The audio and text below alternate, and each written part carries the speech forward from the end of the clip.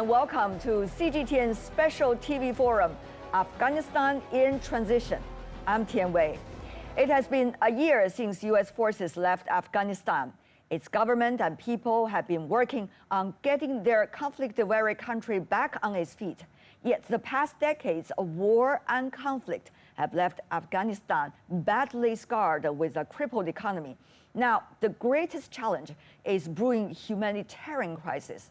To drum up international attention and awareness on the situation in Afghanistan, CGTN, along with our partner, Shamshad TV in Afghanistan, present Afghanistan in Transition.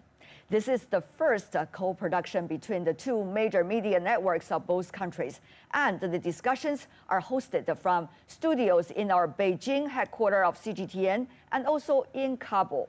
Today, we have invited people in the know, both inside and outside Afghanistan, to unpack the real situation on the ground.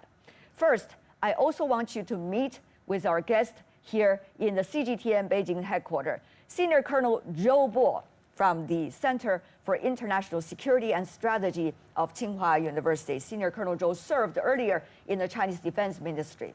Pierre Cambo, who is the personal special envoy of the president to China by the International Committee of the Red Cross. And also now we have our guest in the Kabul studio joining us as well, with my colleague Xu Zhaoqun there. Xu Zhaoqun has been there for about 2 weeks to present the real life of people in Kabul, together with other colleagues of CGTN. Today, he brings us people there. So Zhaoqun, please introduce us the guests in our studio there. Hi there, Tian Wei. Nice to see you this way. As you see, I'm now sitting in the Kabul studio of Shamshad TV, and I'm going to bring you the Kabul section of this joint production by CGTN and Shamshad TV. As you can see, the three gentlemen have been here. First of all, Mr. Abdul Kahal Barki, the spokesperson of the Ministry of Foreign Affairs. And the second one is Mr. Mohammed Suleiman, the former Deputy Minister of Industrial and Commerce. And Professor Saeed Zikrullah Hashimi. Mr. Hashimi is an economist and a political analyst. So, gentlemen, welcome to our studio. Tian Wei. Thank you so much, Xu Zhaoqun, and welcome to all of you, gentlemen. Thank you for joining us. The humanitarian situation is highly concerning for neighboring countries and international organizations. How serious is the crisis and what needs to be done to aid those badly in need? First, let's take a listen to the keynote speech given by Mr. Martin Griffiths, who is the Under-Secretary General of the Humanitarian Affairs and Emergency Relief Coordinator of the United Nations. Dear friends, I'm pleased to address you on an issue I am passionate about: helping the people of Afghanistan towards the road to recovery. Speaking on behalf of the humanitarian community, I can report that since last August, we have mounted a massive humanitarian response. We reached 97% of the 24.4 million people in need. These efforts helped us avert a famine last winter, but we can't slow down. 19 million people, which is nearly half the population, remain food insecure.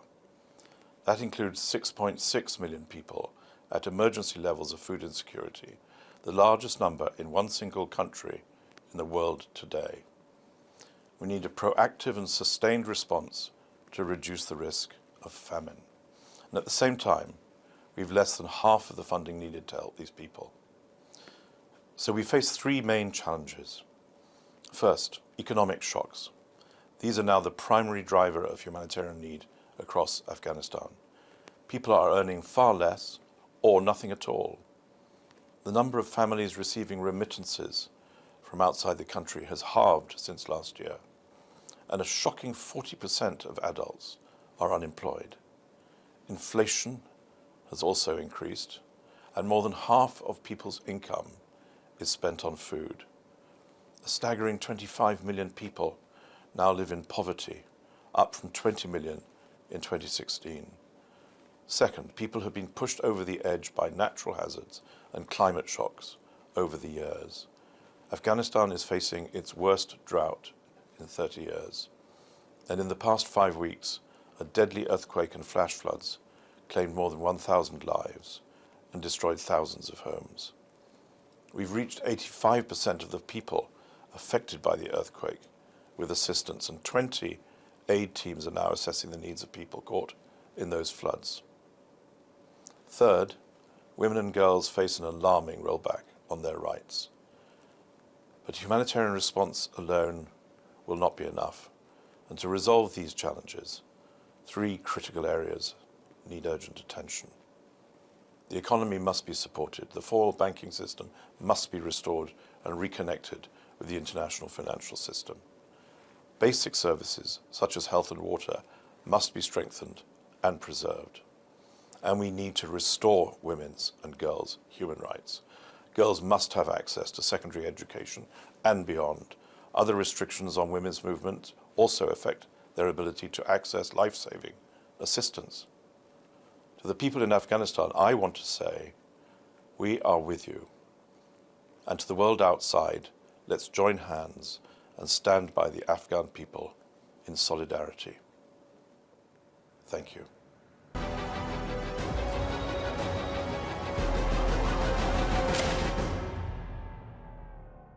Martin Griffith from the United Nations.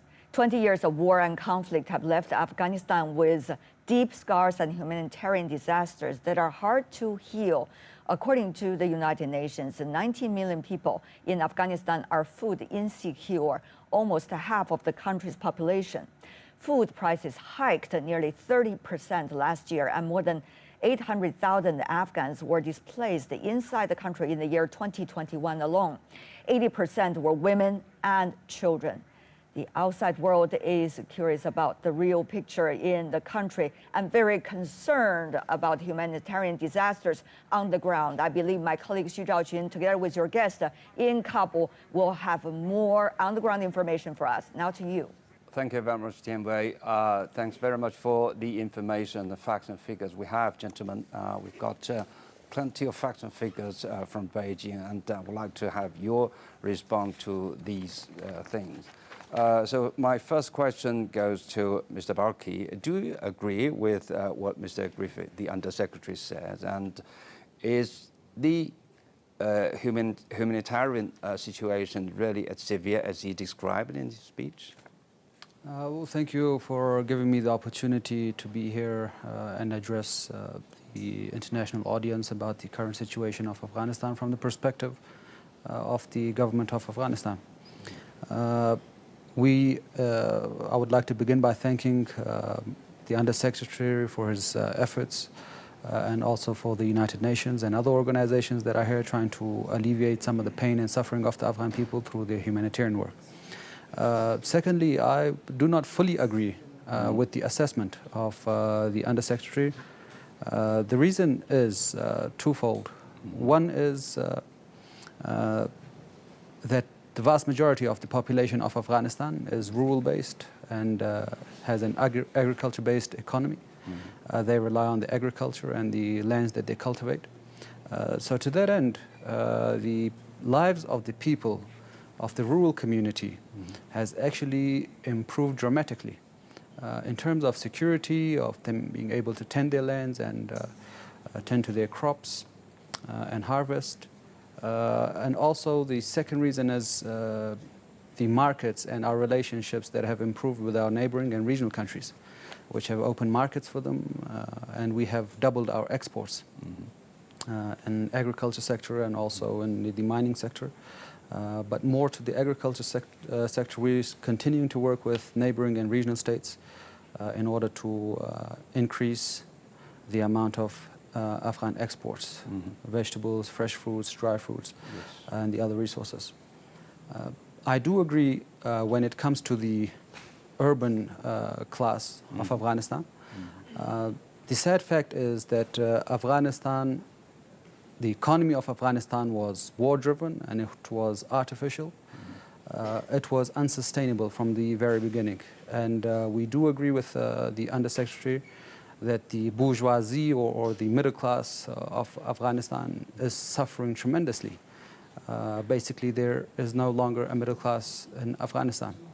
And the reason is, as the foreign troops and occupying forces pulled out of Afghanistan, they not only ended the jobs and opportunities that were provided to the middle class that worked in the government departments and also with the NGOs and the embassies, but they also imposed, the US and the UN imposed illegal and immoral sanctions on Afghanistan, which has only exacerbated the situation.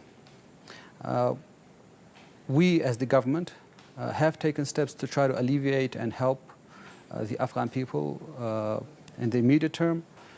We have allowed vast access to humanitarian actors that want to help, charity organizations, UN organizations, to address the immediate needs of the people.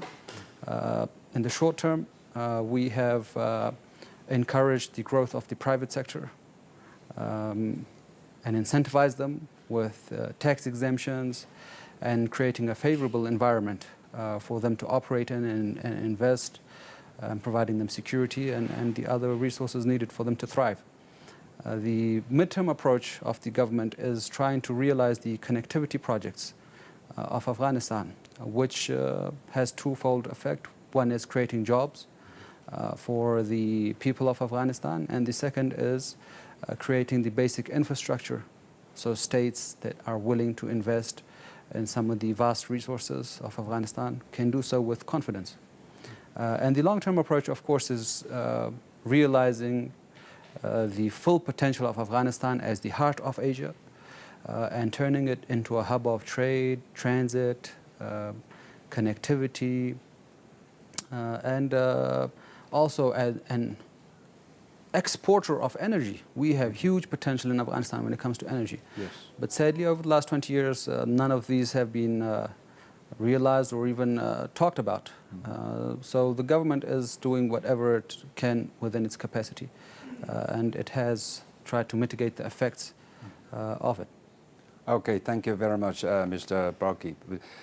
As a spokesperson of the Foreign Ministry, I think you have a deep insight in economy affairs. And second question for Mr. Suleiman, what would you think about the Undersecretary's comments and Mr. Barki's comment?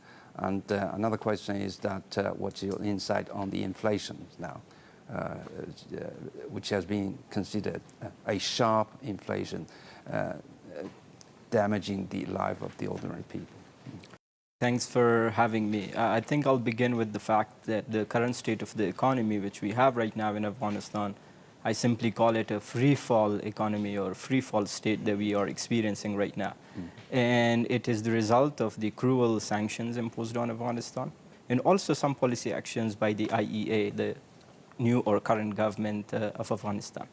I think we have to look back at the fact that when Taliban took over Kabul last year, immediately sanctions were imposed. And at the same time, which is very important, our correspondence banking just stopped. So our private sector, our investors, our industrialists, they simply cannot do business with the rest of the world. And so higher cost of business means, laying off a lot of jobs. Close to 1 million people have lost their jobs. And please, we're not talking about 1 million people. These are 1 million families, more than 1 million families who are dependent on these jobs. And particularly mothers and babies who are affected. Another setback that has received, I think, is by the labor market. We do not have anything to offer to the 600,000 young people that are coming into the job market every year. Yes. So there are limited opportunities, and you can see a brain drain for a justified reason or economic migration for the justified reasons. Businesses, young innovators, founders, startup owners, businesses led by women, artists, artisans, all are trying to leave Afghanistan and have left Afghanistan in quite a significant number over the last year just because we have economic issues. So I believe that we do not have food shortages, we do not have resource shortages. In fact, it is the inability of Afghans to have income levels, to have jobs in the current situation. And as I said, it is the result of the indifference of international and regional powers. It is the cruel imposition of these sanctions and our inability to do correspondence banking with the rest of the world. I think the situation is extremely serious. There is a liquidity crisis right now happening in Afghanistan. And if certain concrete actions are not taken by all parties involved, we will be witnessing a very worse or dire situation in the coming future as well. Thank you very much, Mr. Suleiman. One more question for Mr. Balki.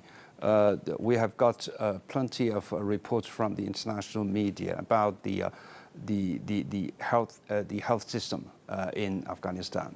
What about the hospitals here? We were told that some of the hospitals or the healthy systems are facing collapsing. They're about to collapse. Is that true? And what policies have you taken to improve the healthy system? The health sector of Afghanistan was in shambles for the last 20 years. It is not something new. It is something that has been inherited. As a matter of fact, we can claim that it was non-existent. Even over the last 20 years, Afghans were forced to seek treatment in Pakistan, in India, and in other regional and neighbor states, because Afghanistan simply lacked the capacity to handle such issues. Currently, there's 3,700 hospitals and health clinics providing primary, secondary, and tertiary care to the people of Afghanistan. The government of Afghanistan has worked with the model that existed and has managed to work closely with UN and other health organizations, international health organizations, to try to revive the Sehat Mandi programs and others. So currently in the 3,700 hospitals, we have managed to bring in the resources, the supplies, the medicine, and other resources needed to have a stable, a semblance of stable healthcare system. We are able to provide salaries to the doctors and the nurses who are providing the care. We have also created jobs with the vaccine programs, with the COVID programs, and also other vertical programs that are related to the health, the Ministry of Public Health. And our overall performance, I believe, and this can also be attested to by the international actors that are working here, is vastly improved from what we had before.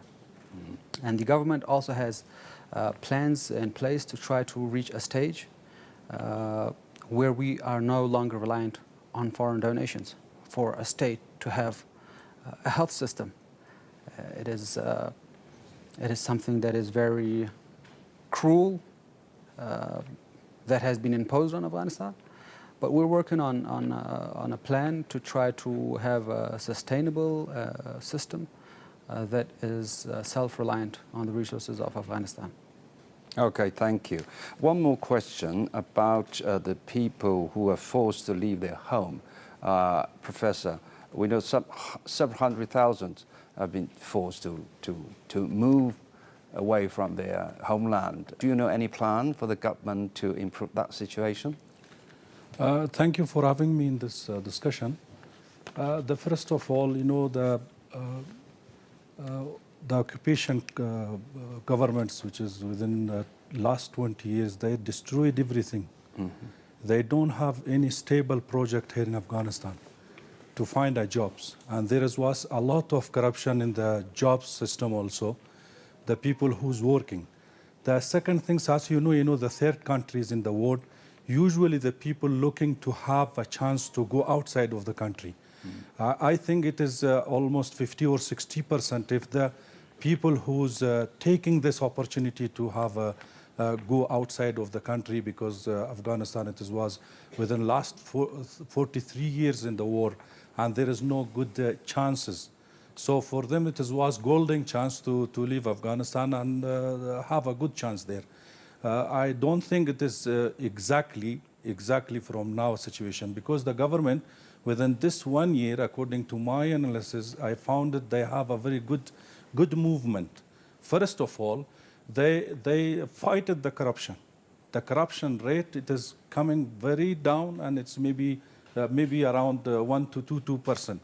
Exactly, they removed. The second things, they have working on that. Like yesterday, the Education Ministry was announced that they have 243 employment in the ministry, and 92,000 of them, they are female.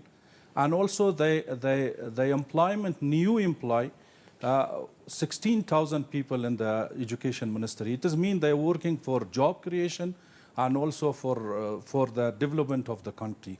So these people who's leaving Afghanistan, I not accept that for the situation. But it is using that chance which is created by United States and NATO here in Afghanistan, and they given them this opportunity to leave these people the country, because as you know, the economic problem in the Europe and also United States, they need for the people who have experience. So they want to take out these people and take a benefit for that. Okay. So I think this not really maybe. All right. Yeah. Thank you, Professor, and thank you, gentlemen. I believe Tian Wei and our guest in Beijing may have a lot of questions for you. So Tian Wei, if you have any questions. Thank you, Zhao Qun. And certainly we've been hearing very tentatively in the Beijing studio of all the earlier sophisticated answers given by the three gentlemen. Let me just follow up on some of the things you just said with every one of you very briefly. Mr. Suleiman, you are with the earlier administration. You criticized the international communities for lack of attention right now for Afghanistan as we focus today on the humanitarian crisis. Tell me more about what do you see as the biggest priority for humanitarian crisis? So money, efforts, time can be more concentrated on. Well, I think it's a very important question. Well, certainly the international attention has deviated. I think we have, we all understand that we have a war in Ukraine, so a lot of international attention is over there, and Afghanistan is receiving lesser and lesser of attention in the last 1 year. It has been decreasing for sure. Yes, Afghanistan received close to $1 billion in humanitarian aid this year, but again, it's not a sustainable way to help the Afghan economy, and it's just giving us fish and not teaching us fish. So that's why I pointed out the indifference of regional powers as well in this regard. I think it's economic migration happened in Afghanistan in the past as well, and as spokesperson Balkhi said, there is attention now towards agriculture and mining, which is great, but I think it's not sufficient enough to revive the economy. Yeah. There needs to be a lot of issues with prudence economic governance in Afghanistan, inclusivity, and presenting a big vision to the private sector of Afghanistan so that we can come together and work for the development of the country. I think also the attention has declined because of Biden's administration's inability to deal with the issue of Afghanistan, of the shameful exit that they had in August last year. So I think it's just not only one issue at home or abroad, it's a combination or a mix of issues in the international arena as well as in regional and in our home affairs that have crippled the economy, that has destabilized. I would say our economy has not collapsed, it's rather demolished by the international community at large, particularly the United States, and also certain policy actions by the EIA in terms of taxation and others. On that, I want to go to Mr. Balkhi. Also, thank you for briefing us about what the current administration in your country is doing. But how are you trying to figure out a way of functioning? Because we see you are facing multiple layers of challenges. One is the international situation Mr. Suleiman talked about. The other is the stability issue in your own country and the governance issue of this administration. And thirdly is a vast humanitarian crisis that is ongoing. So how are you trying to figure out the most important points right now as the starting point? Thank you very much. Again, I agree to a large extent to with some of the remarks that our fellow Afghan made earlier. There is always room for improvement. The steps that the government has taken are not sufficient. We do not say that they are sufficient. What we try to say is that we have taken steps. There's this perception that we do not know our priorities, that we do not have the capabilities, that we do not have the competency to address these needs. That is a notion and an idea that I'm trying to contend. The humanitarian crisis that exists in Afghanistan is due to the sanctions and due to the asset freezes and due to the commercial banking and the central bank of Afghanistan unable to operate, which in turn is affecting the private sector. So there's a problem in the public sector and also in the private sector, which all derives or takes root from the international factor. When it comes to the humanitarian situation, our priority currently is, as I alluded to earlier in my remarks, the immediate term goal is to allow access to international humanitarian bodies and charity organizations to enter Afghanistan and have access to every single part or every corner of the country to address the basic needs of Afghanistan when it comes to flour, sugar, cooking oil, shelter, and other basic needs like health. This is the priority of the government at this very moment. Then we have plans, there's a midterm plan and there's short-term and also a long-term plan, a vision for Afghanistan that we have, which is an Afghanistan that is sustainable and self-reliant. Yeah.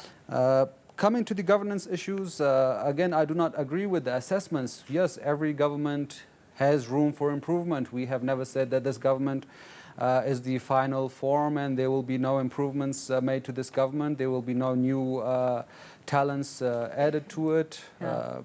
We will continue to work in a manner that does not create more challenges for the state of Afghanistan, where that compounds the problems. And the humanitarian crisis is what it is. I personally do not agree with the assessment of the Undersecretary, but I do agree, yes, there is. The urban class is suffering tremendously because the war economy and that created jobs for people in the urban sector at the cost of the lives and the livelihoods of the rural class. They are being affected, and these are the places where these supposed transformations and progress and achievements have taken place. Yeah, thank you, sir. Yet it is these people that are facing the collective punishment by the United States and the occupation forces. Thank you, sir. Let me come back. Since you talk about the links between Afghanistan today and the humanitarian groups around the world, we are having one person representing many of the groups' presence in Afghanistan. Pierre, you listened to our guests. What about that link? How much difficulty is there between your organization, for example, and others, humanitarian organizations, serving Afghanistan, linking to the Afghan government right now? So the first thing that I'd like to say is that our organization has been present in Afghanistan and working in Afghanistan for over 30 years. And that creates deep links to people, to institutions, and to governments, of course. So for our work to be realized, we need dialogue and we need access. And over the past year, I think we can recognize and note that there have been evolutions. For example, the active front lines and the presence of multiple checkpoints around the country have disappeared. There is an ease in access for Afghans to travel across the country that has to be recognized, and that has also had an effect on access for certain humanitarian organizations.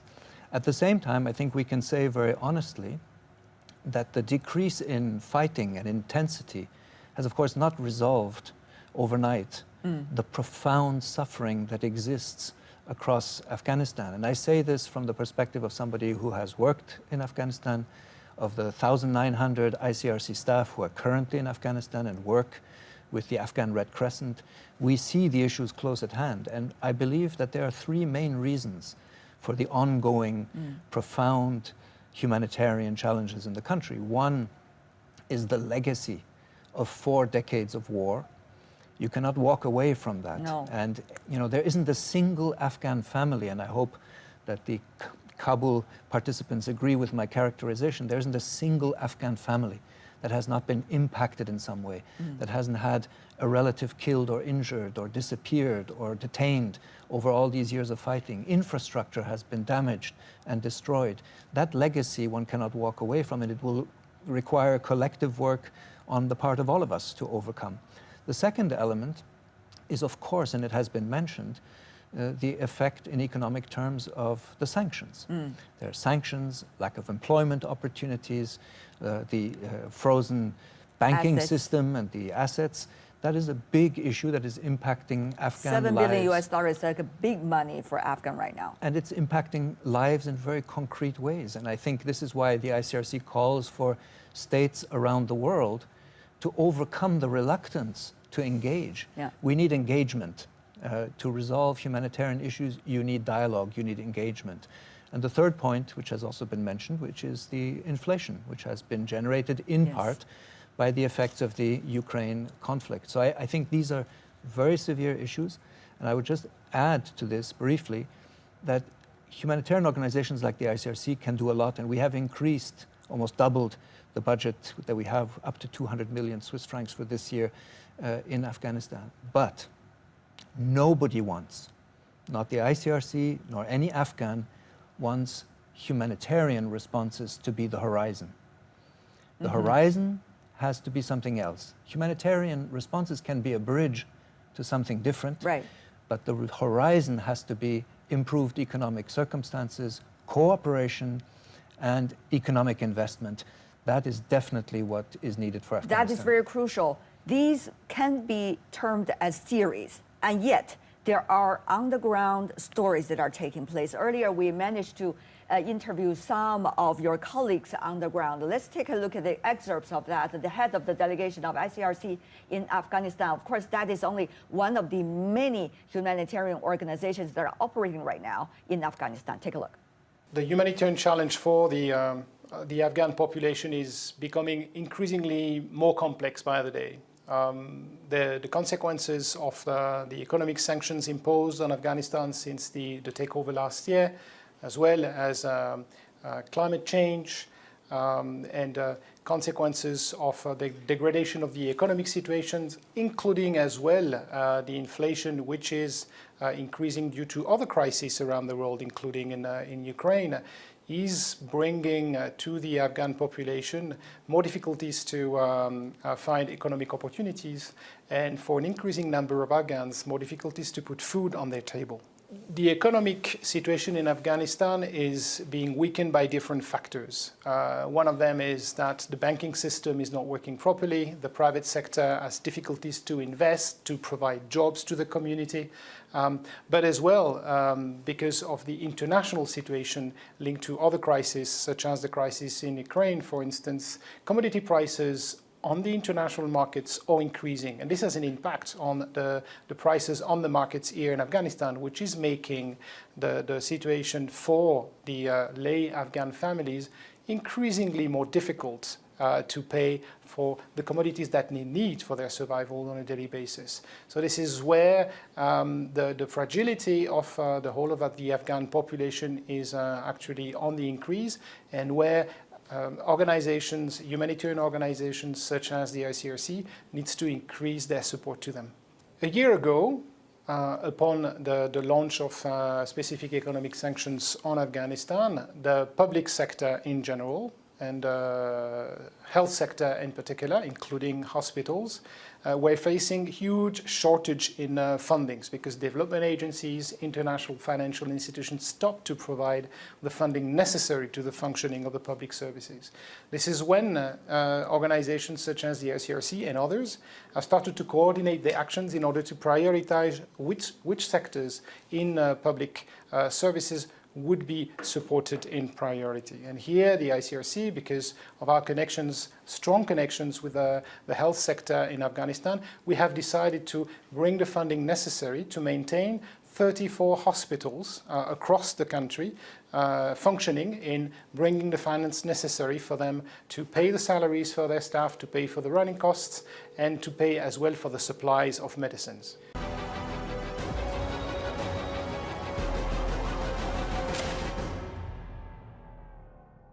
Go to you, Senior Colonel Joe, about that. You are the military expert. One of the things our Afghan guest mentioned is the stability in the country. And also on top of that, how to build the peace structure in a way. Tell me more your thoughts on that. And I'll also follow up with something related to China. Well, I think the greatest relief is that the war is over. The war that has lasted for 20 years, which was described internationally as forever war, even by the Americans themselves. So this, of course, invites the question, would such peace be sustainable or not? Yes, there are some problems in the country. There are also some other terrorists, but I believe by and large, this provides the greatest opportunity for people to reconstruct or rebuild this country. In this regard, China, of course, would... On the humanitarian crisis. Yeah, can play such a great role. I slightly disagree with what the second gentleman said. I think Mr. Suleiman, when he talked about the indifference from the international community, I would just argue the other way around, because Afghanistan is certainly a country that lives to a great extent on blood transfusion from international community. Probably, for decades. Yeah, probably for more than 70% of its capacity would comes from outside. Then, but what we are seeing is that at least the 3 ministerial meetings of Afghan's neighbors already convened, with the last one convened in China in March this year. And actually, when I read the declaration, I was somewhat touched. I'm not only impressed, because in this declaration, it's not only about political goals or objectives, which are normally found in many declarations, but this is actually a list of what each individual countries can do to help Afghanistan. And even those countries who are not necessarily direct neighbors, such as Russia, would even make a pledge. So as far as China is concerned, China pledged to start with, providing food, vaccines, and then more investment, and even the potential possibility of linking China's Belt and Road Initiative into Afghanistan. And we're also talking about solar power or about the capacity building. And capacity building actually is one area that every country has pledged, those neighboring countries, to talk about how they can help Afghanistan. And in China's meeting, it's not only about these neighboring countries. Okay. We also invite major powers like Russia, like United States, or even the acting minister of Afghanistan to come to discuss. So this shows how the international community, in spite of the crisis in Ukraine, is still trying to help Afghanistan as much as possible. But to you, what is the focus of the humanitarian crisis help, in a way, that you are looking at Afghanistan? Well, very briefly. Yeah, humanitarian crisis, of course, is a fact. But I believe, first of all, it takes some time for Afghan people themselves to figure out a way how they can just work it out with possible assistance from the international community. You're watching our special program, Afghanistan in Transition.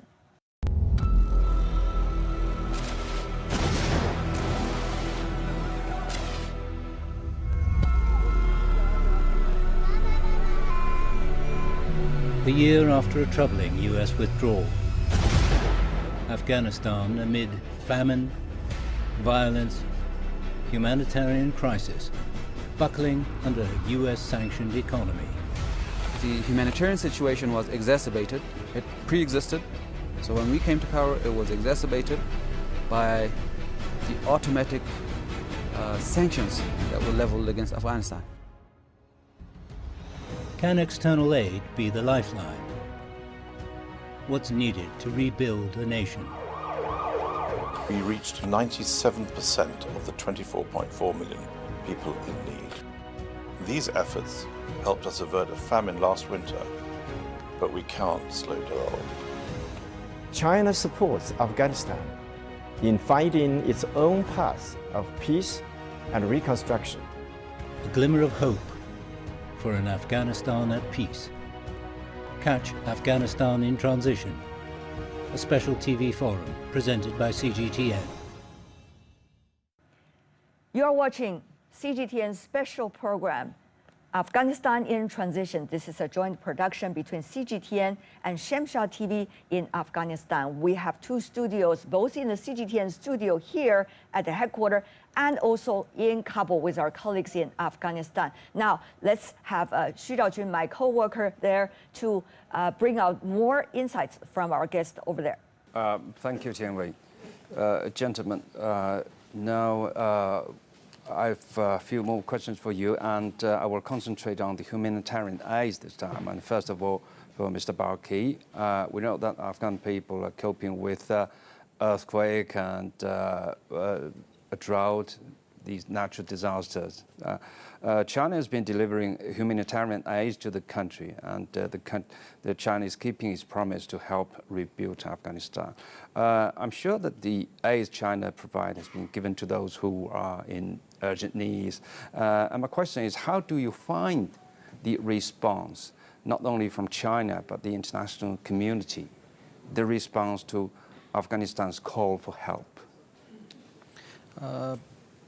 The response of China when it comes to the humanitarian needs of Afghanistan is very much appreciated. Mm-hmm. They do take into consideration some of our priorities when we convey our messages to them.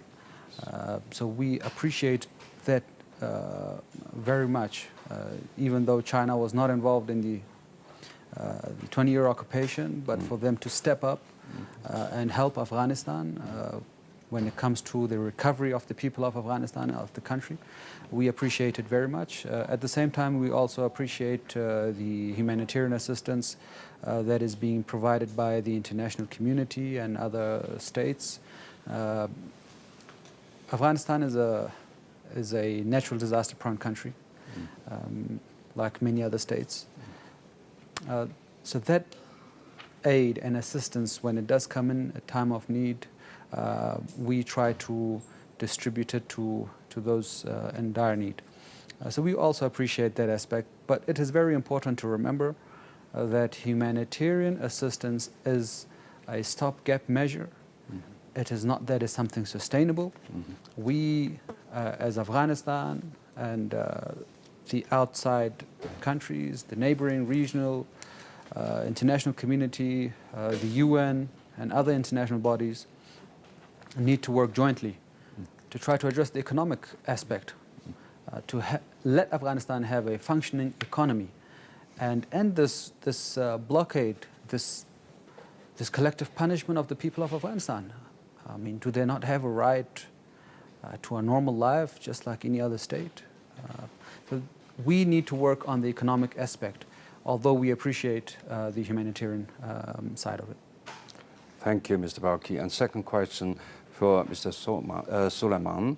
I'm afraid this is not about economy, but it's also quite important. Do you think the world is still paying enough attention to the humanitarian situation in Afghanistan, or the global attention has been focused elsewhere, like some conflicts in other continents?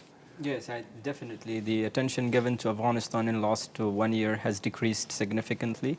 I think the war in Ukraine has turned all of the global powers' attention into Europe and away from Afghanistan. And this is the reason why we are having this economic catastrophe in Afghanistan and the dire humanitarian situation that we witness today and you're witnessing in Kabul and other parts of Afghanistan is simply because of the indifference showed by global powers and regional powers. We all understand that we cannot do business with the rest of the world because our correspondence banking has stopped.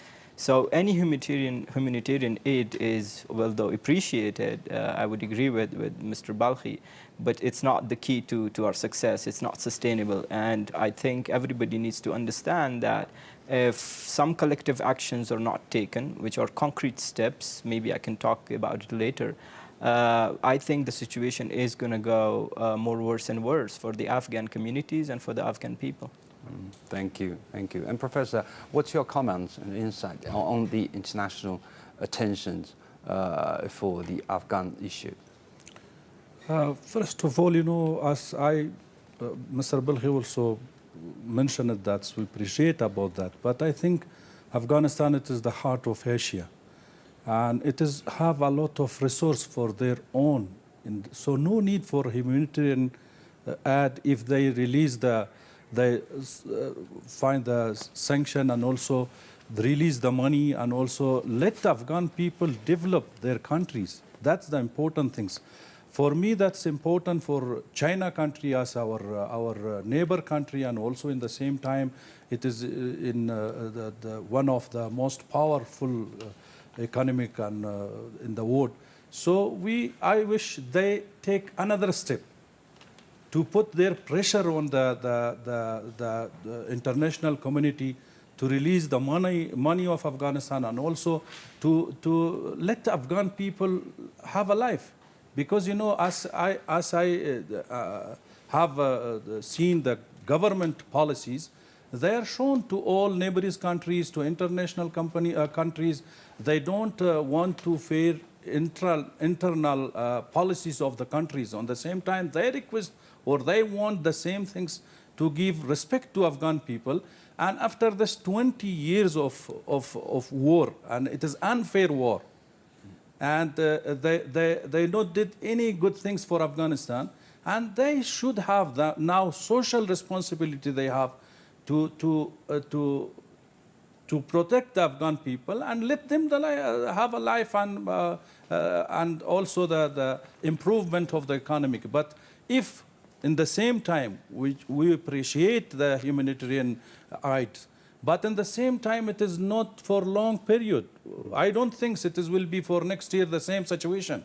The people were the countries, all the world, they have another countries. There is a problem. There is many another crisis coming. Yes, indeed. So it will be not workable in the near future.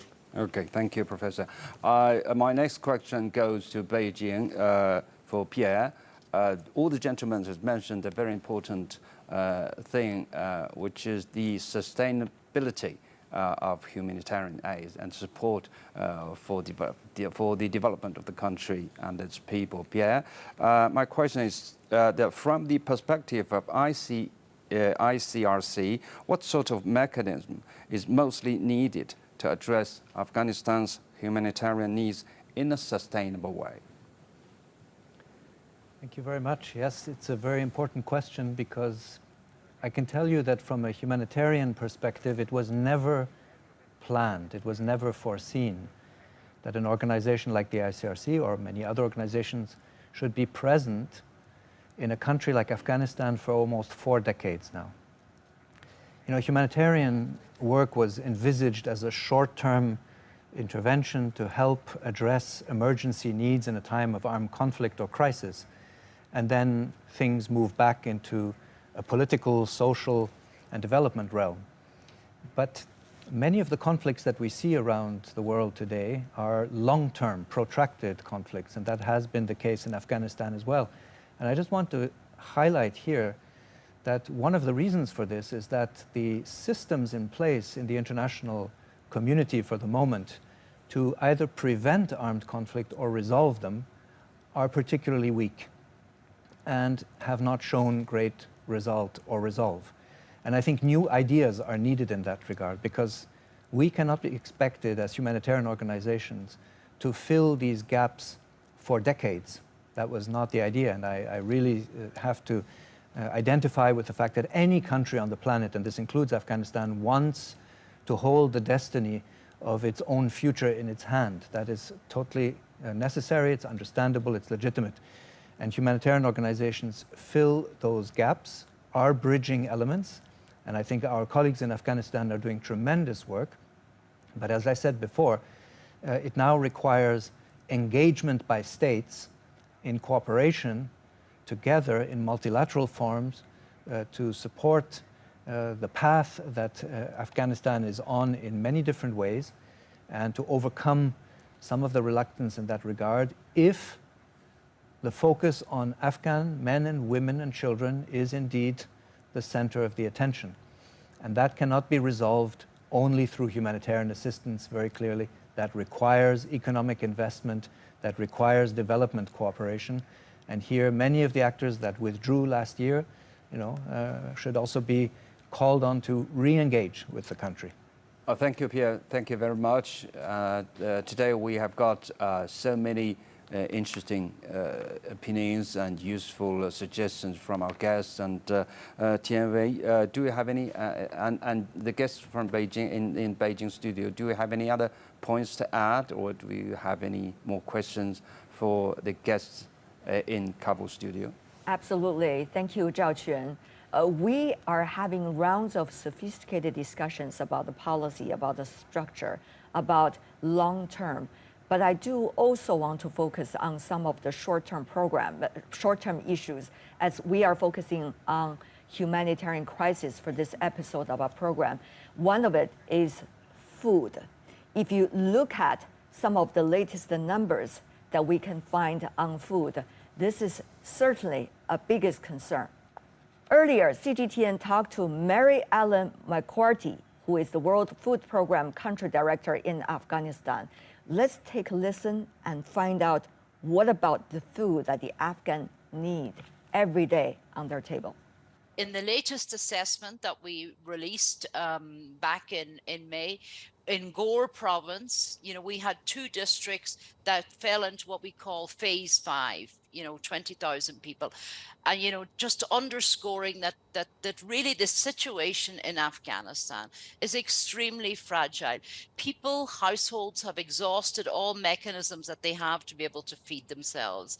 18.9 million people, that's almost 50% of the population. It's phenomenal. And 6 million within that are one step away from what we call famine-like conditions. What that means practically is that on a daily basis, at least once a day, they cannot get an adequate meal to be able to feed themselves and their family. Decades and decades of conflict, recurrent droughts, the COVID crisis that had a terrible socioeconomic impact, and then the economic crisis, the loss of jobs, the economic footprint that went with the middle classes when they left, the economic footprint that went with the international community. So over the last year, the thing that has been most difficult from me is, the scale of the humanitarian crisis, but also the issues around women and girls have been particularly heartbreaking and difficult. The fact that you're a woman, that you cannot go to work, or that you have to stay, in your house and you can't go out unaccompanied, it's very, very difficult.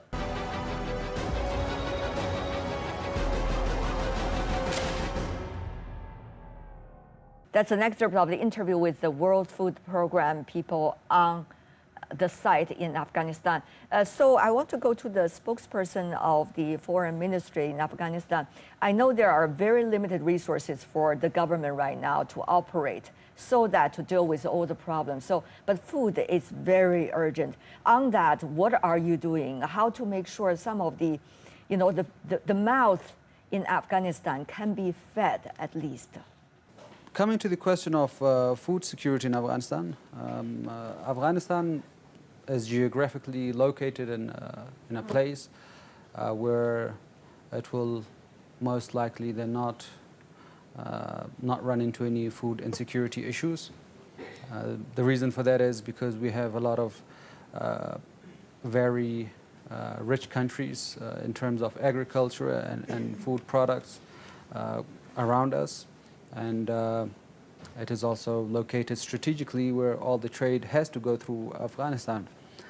Even currently, where we do have and are experiencing a humanitarian situation, again, although I do not agree with the assessment of some international bodies, not completely, although there is a humanitarian situation, there is no food shortages either in Kabul or any of the other provinces.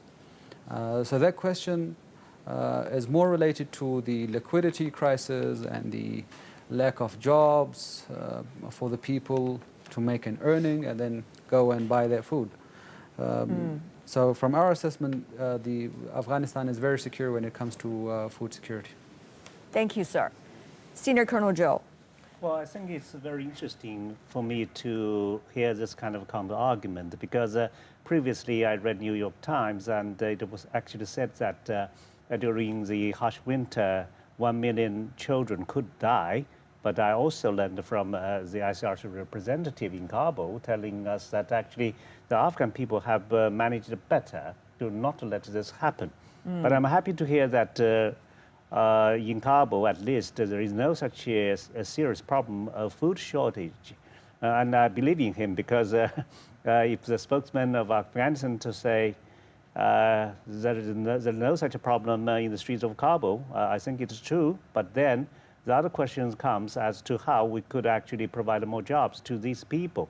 But I think the economist just now mentioned one serious question, whether China could actually add some pressure on the United States to give back the money of Afghan people to Afghan. This is a very good question. And I believe because the United States apparently, has freezed the $7 billion US, which is a lot of money, especially for Afghanistan. And this money, of course, belongs to Afghan people, even if it is allocated internationally, but you should give it back to Afghan people. With such excuse that, it has something to do with 9/11, therefore you have to halve it to give it to the victim of the relative of the 911. It's not justifiable because in the two aircraft that bumped into the Twin Towers, the terrorists are not Afghan people at all. Yeah, so I think this is a reasonable request for Afghan people to ask the U.S. government to give back their own money. That makes sense.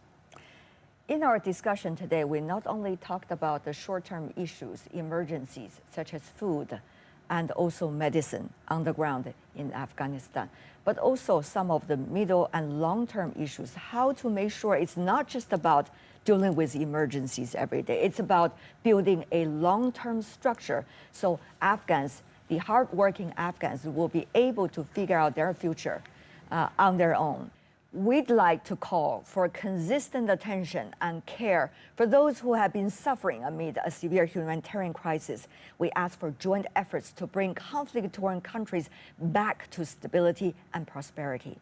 Now, let me thank my colleague Xu Zhaoqun, together, particularly with our guests in the Kabul studio, joining us from Afghanistan, and also our guest in the Beijing studio, Senior Colonel Zhou Bo and Piek, for joining us on this important topic. We would love to thank our colleagues with Shamshad TV in Afghanistan. This is a special program, Afghanistan in Transition, a discussion on solving humanitarian challenges in that country. Stay tuned. We will have another discussion on the path to rebuilding the country, Afghanistan. I'm Tian Wei on behalf of CGTN's teams, both in Beijing and Kabul. Thank you for watching, and bye for now. All the best to the people in Afghanistan.